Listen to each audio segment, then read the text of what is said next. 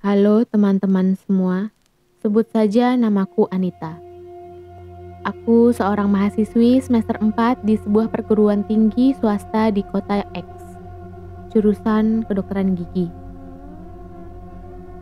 Aku mau berbagi cerita horor yang pernah aku alami sekitar 6 bulanan yang lalu, saat aku berlibur di rumah nenek di kampung. Peristiwa paling menakutkan seumur hidup aku. Jadi, begini ceritanya. Waktu itu liburan akhir semesteran. Aku memutuskan untuk berlibur sejenak di rumah nenek di kampung. Saat itu aku baru saja putus dengan pacarku. Sebut saja Andre. Jadi aku pengen sedikit menenangkan diri. Dan pikirku langsung tertuju ke rumah nenekku di kampung, di mana bukit hijau dan hawa perbukitannya masih menyegarkan penglihatan dan pernafasanku.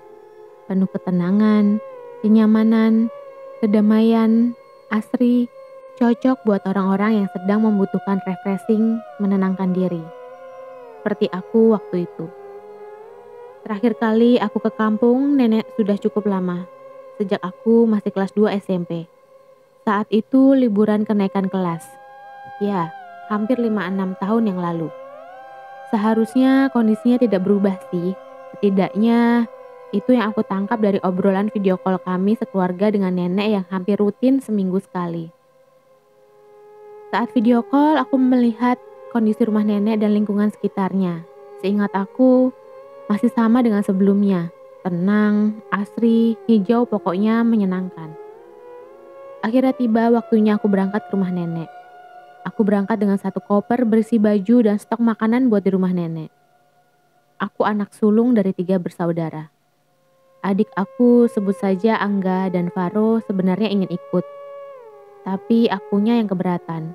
Aku pengen merasakan suasana yang benar-benar tenang sehingga aku bisa menenangkan diri dan bisa segera move on dari kasus percintaan aku dengan Andre. Bagaimana mungkin bisa terwujud kalau kedua adik aku yang super jahil dan cerewet itu ikut semuanya lagi. Akhirnya aku tetap berangkat sendiri naik bis. Berangkat pagi, aku sampai di terminal bis dekat kampung nenek aku yang sudah menjelang maghrib. Untungnya seperti kata papaku, di situ ada pangkalan ojek sampai malam. Dan betul memang ada, dan aku pun naik ojek sampai ke rumah nenek. Di perjalanan tukang ojek yang kutumpangi, Bang Surip namanya, beberapa kali bertanya padaku, beneran Neng mau ke rumah itu? Aku heran dia nanya begitu. Ya iyalah bang, kan rumah nenek aku emang di situ. Masa ke rumah lainnya? Jawab aku dengan bercanda. Bukannya tertawa atau minimal tersenyum mendengar candaanku, si tukang ojek ini malah diam dan tampak mengernyitkan dahinya. Akhirnya sampai juga di rumah nenek. Cahaya sudah mulai temaram karena senja mulai berubah jadi malam. Aku kasih duit sesuai nominal yang Bang Surip minta dan aku tambahin sedikit buat rezeki dia. Bang Surip si tukang ojek mengucapkan terima kasih dan berlalu sambil berkata lirih sebelum pergi. Hati-hati ya Neng. Apaan sih nih abang ojek? Pakai bilang hati-hati segala. Emangnya aku di mana? Ini kan rumah nenek aku sendiri. Aneh. Aku ketok-ketok pagar rumah di depanku. Inilah rumah nenek. Tidak ada yang berubah signifikan. Bentuknya masih seperti dulu, rumah khas zaman dulu. Hanya sedikit sentuhan minimalis modern di pagar depan. Itu pun hasil renovasi papa aku yang merasa kurang aman rumah tanpa pagar seperti kondisi rumah nenek sebelumnya. Nenek, nenek, teriak aku. Setelah beberapa kali mengetok pagar kayu dengan sebutir batu kecil yang aku temukan banyak bertebaran di sekitar jalan depan rumah. Suara pintu rumah terbuka dan muncullah nenek kesayangan aku dengan senyumnya yang khas. Nenek membukakan pagar lalu kupeluk dan kucium beliau. Malam hari itu kulewati dengan ngobrol banyak dengan nenek. Sampai akhirnya sekitar jam 2-an nenek menyuruh aku tidur. Aku tidur di kamar yang sudah disiapkan untukku. Kamar yang selama ini menjadi langganan aku dan adik-adik aku kalau berlibur ke sana. Malam berjalan normal dan tidak ada kejadian aneh apapun yang aku rasakan. Pagi itu aku terbangun sekitar jam 7-an, lumayan siang dari biasanya. Biasanya aku jam 5 atau maksimal jam 6 sudah terbangun. Kebawa suasana kampung yang asri dan nyaman sekali.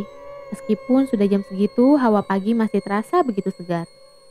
angin bukit dari belakang kampung, semilir sejuk dan sepoi-sepoi masuk menerobos lewat angin-angin di atas jendela.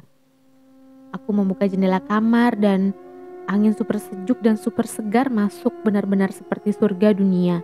Jauh beda dengan rumah aku yang ada di kota. Benar-benar tempat pilihan berlibur aku kali ini. Aku mendadak lupa dengan segala permasalahan cinta yang baru beberapa hari kemarin meluluh lantahkan hatiku. Kebetulan jendela kamar aku berdampingan dengan pemandangan di bawah bukit yang persis ada di belakang kampung nenek ini.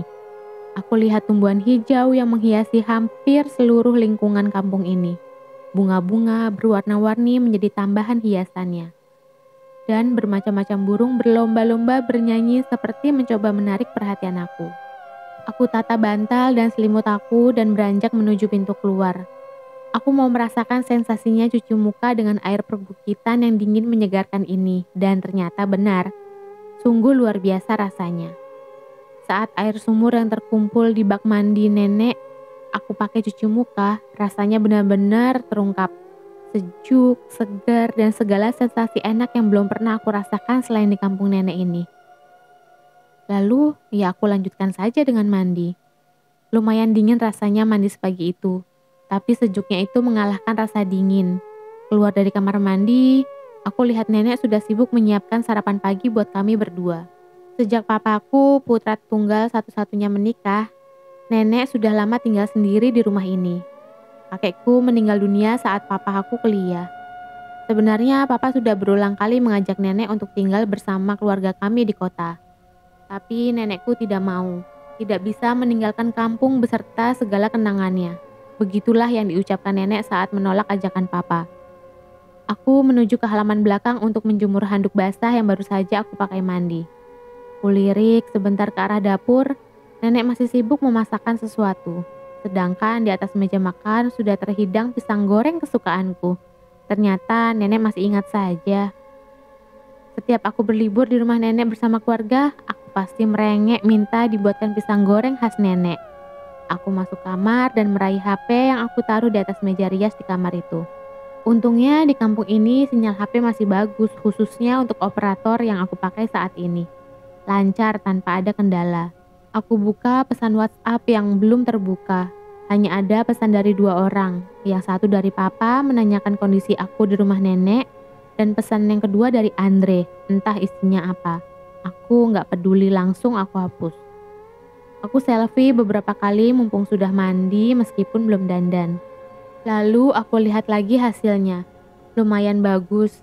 Aku kelihatan cantik meskipun aku belum dandan, seperti kembang desa. Begitu nenek sering bilang tentangku. Saat asik melihat hasil foto-foto selfie, aku terhenyak kaget saat melihat beberapa foto di galeri. Foto seorang gadis sedang tertidur pulas, dan gadis itu adalah aku sendiri. Hah? Jantung aku langsung berdegup kencang seketika. Siapa yang memfoto aku lagi tidur? Ada beberapa alasan yang saat itu membuatku mendadak jadi ketakutan. Di rumah ini hanya ada aku dan nenek aku. Itu alasan pertama. Alasan kedua, aku ingat betul kamar sudah aku kunci sebelum tidur. Alasan ketiga, HP aku terkunci. Dan selama ini hanya aku yang tahu password untuk membukanya. Mungkin Andre juga tahu. Selagi dia menjadi pacar aku, kita saling membuka akses HP. Tapi jelas dia tidak ada di sini. Jadi siapa?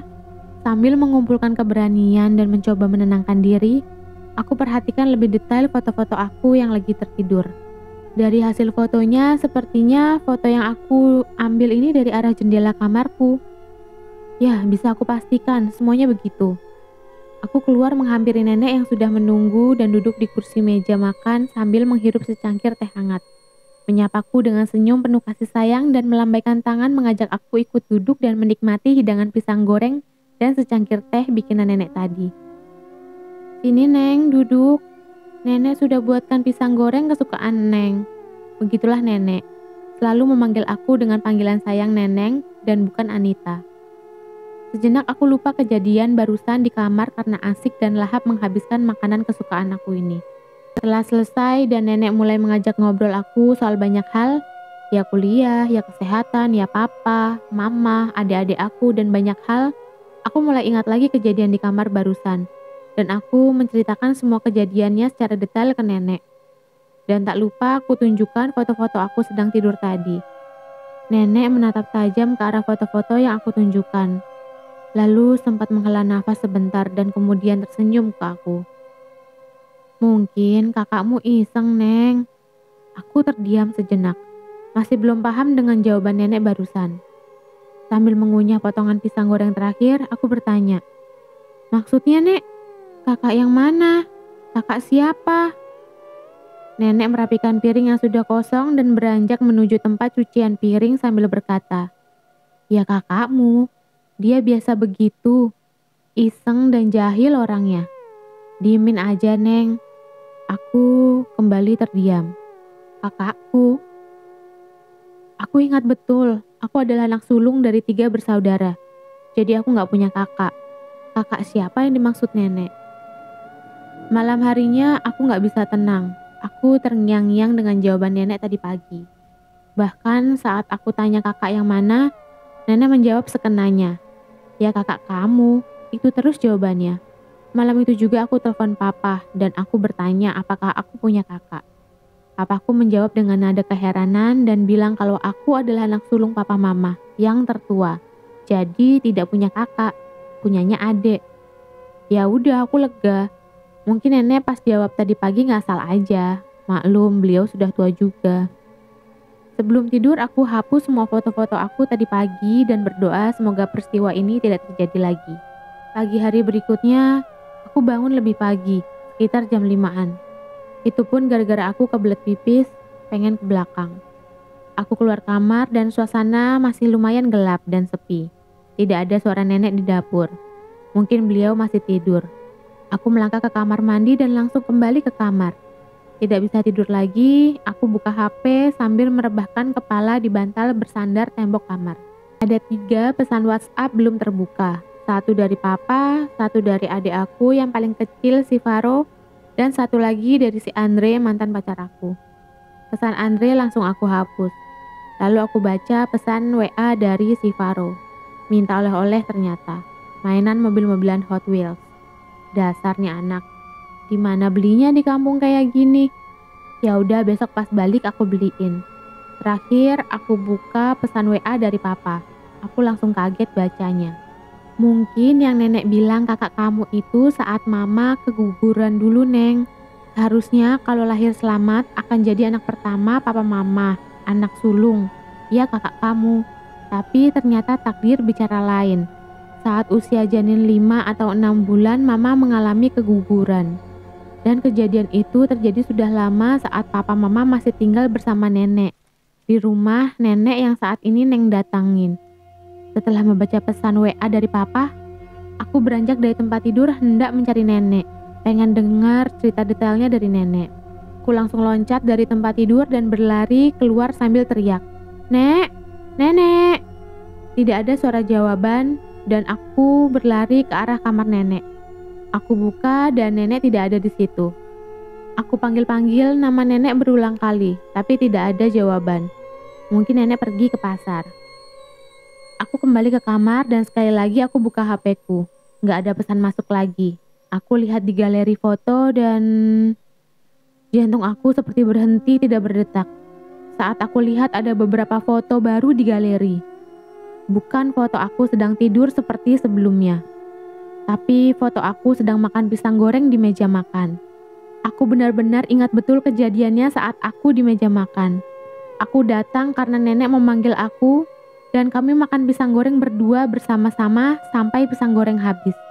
Dan nenek tidak pernah sekalipun pergi dari meja makan itu sebelum aku yang duluan pergi.